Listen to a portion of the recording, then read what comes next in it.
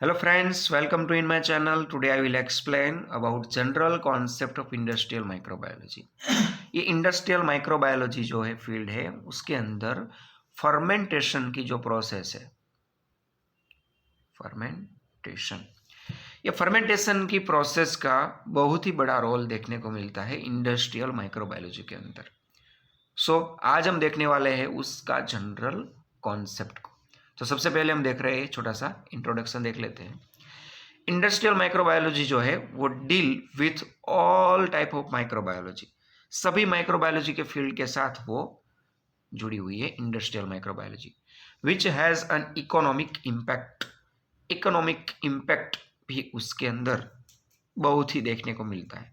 Industrial microbiology concern with first isolation and identification of microbes. Isolation, सबसे पहले isolation, उसके बाद identification of microbes from natural environment. Natural environment में कौन कौन से? सॉइल हुआ और वाटर। सॉइल और वाटर, उनमें से माइक्रोब्स का सबसे पहले आइसोलेशन करना है। जो आइसोलेटेड ऑर्गेनिज्म है उसका आइडेंटिफिकेशन करना है कि ये कौन कौन से ऑर्गेनिज्म है जो हमने वहां से आइसोलेट किए हैं।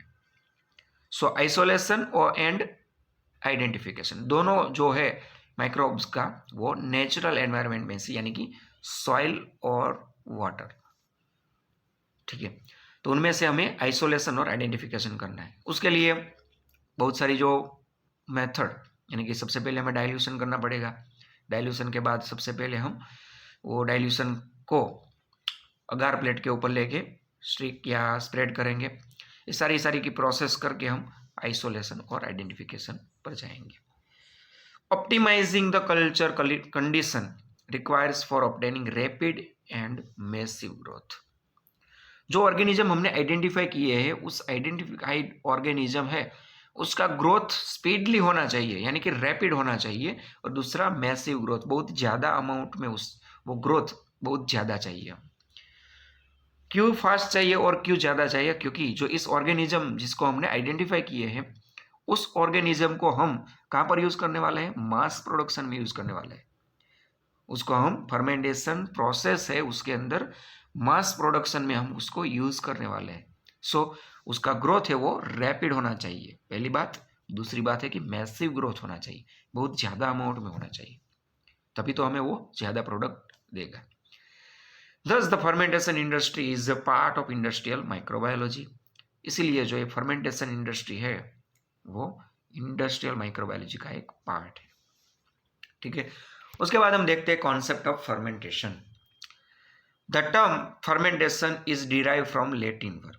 जो ये फर्मेंटेशन जो वर्ड है वो एक लेटिन वर्ड में से आया है, और लेटिन वर्ड्स आपको स्लाइड के ऊपर दिखाया है कि फर्वर। उसका मीनिंग होता है कि टू बॉयल, बॉइलिंग यानी कि गर्म करना। तो उसको क्या बोलते हैं? फर्मेंटेशन वर्ड्स यो इस टू बॉयल, फर्वर उसको टू बॉयल बोलते हैं, और उसको फर्मेंटेशन जो वर्ड हमने दिया है। Originally fermentation refers to the bubbling observed when sugar और starchy material converted into alcoholic beverages.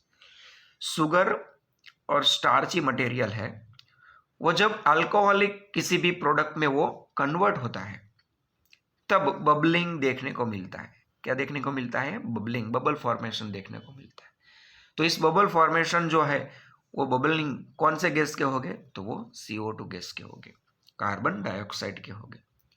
सो इस प्रोसेस जो चल रही है ड्यूरिंग प्रोसेस वो देखने को मिलता है बबलिंग, यानी कि CO2 गैसेस के वो बबलिंग हमें देखने को मिलता है।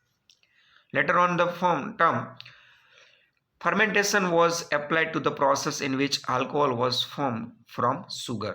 शुगर में से अल्कोहल जो फॉर्म होता है उसके लिए फर्मेंटेशन जो है प्रोसेस वो अप्लाइड की जाती है, यानी कि जो शुगर में से अल्कोहल जो मेडअप होने की जो प्रोसेस है वो प्रोसेस फर्मेंटेशन की प्रोसेस की वजह से बनती है।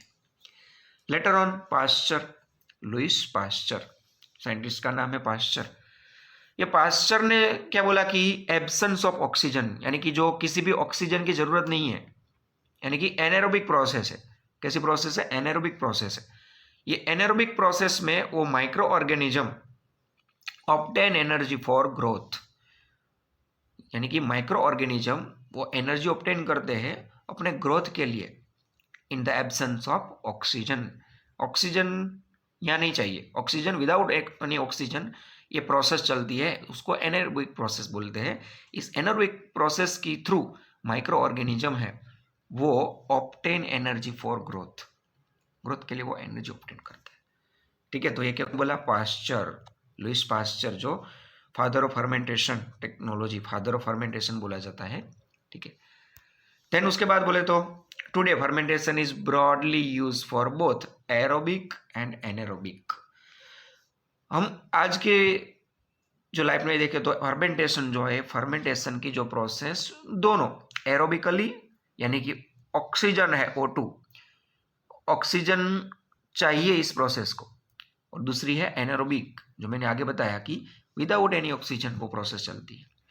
तो दोनों के वजह से यानी कि एनारोबिक और aerobic metabolic activity of microbes in which specific chemical changes are brought in an organic substrate.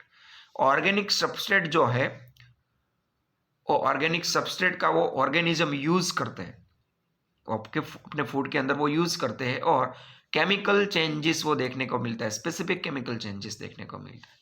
ठीक है, तो इस प्रोसेस को फर्मेंटेशन की प्रोसेस, और वो एरोबिकली भी होती है और एनारोबिकली, दोनों से हो सकती है।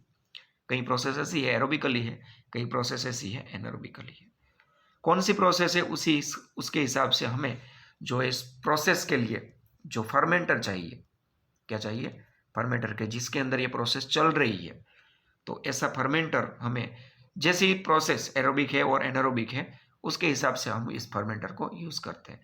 इसका लेक्चर्स वीडियो हम अगले लेक्चर्स वीडियो के अंदर देने वाले हैं। फर्मेंटेशन, टाइप्स ऑफ फर्मेंटेशन का, फर्मेंटर का, सॉरी, टाइप्स ऑफ फर्मेंटर, किस किस के टाइप्स के फर्मेंटर देखने को मिलते हैं। According to industrial microbiology, to word fermentation includes almost any process mediated by or involving microbes in which a product of economic value produce. According to industrial microbiology, सभी जो फर्मेंटेशन की process है उसके अंदर माइक्रो ऑर्गेनिज्म तो चाहिए ही चाहिए।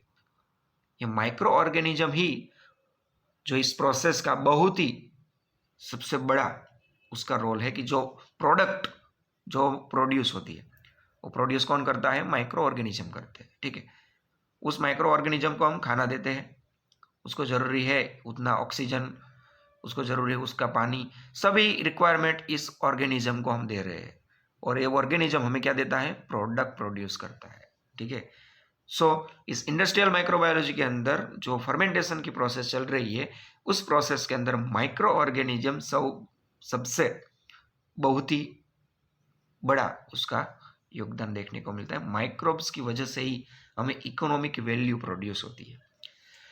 The biochemical meaning of termination is the generation of energy by the catabolism of organic compound, यानी कि जो कैटाबॉलिज्म ऑफ ऑर्गेनिक कंपाउंड जो इस फर्मेंटर है, ये देख सकते हैं आप, मैं यहाँ पर एक फिगर बना रहा हूँ फर्मेंटर की। ठीक है, ये फर्मेंटर है। ठीक है, उसके अंदर हम जो भी ऑर्गेनिक मटेरियल जो डाल रहे हैं, कार्बन सोर्स हुआ, नाइट्रोजन सोर्स हुआ, किसी भी सॉल्ट हुआ, पानी हुआ, H2O, वो सबको हम कहाँ पर डालते हैं, इस फर्मेंटर के अंदर डाल देते हैं।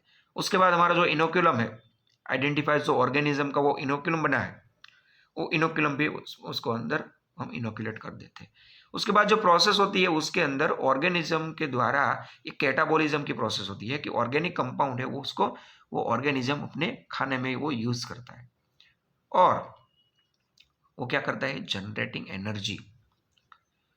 सो ये प्रोसेस ये वो इस फर्मेंटेशन के अंदर देखने को मिलती है, फर्मेंटर के अंदर देखने को मिलती है। ठीक है, तो ये बात हुई फर्मेंटेशन के लिए एक कॉन्सेप्ट की।